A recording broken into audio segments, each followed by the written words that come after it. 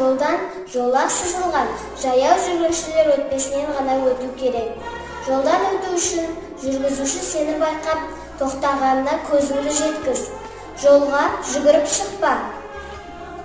Жолға жақындағанда жан-жағыңа қара. Бірінші солға, орта жолға келгенде оңға көз сал. Жүріп келе жатқан машинаның алдына өтіп кетемін деуші болма. Ол тоқтағанша не өтіп кеткенше күте тұр. Мектепке келе жатып үлкен жолдың шетінен жүр.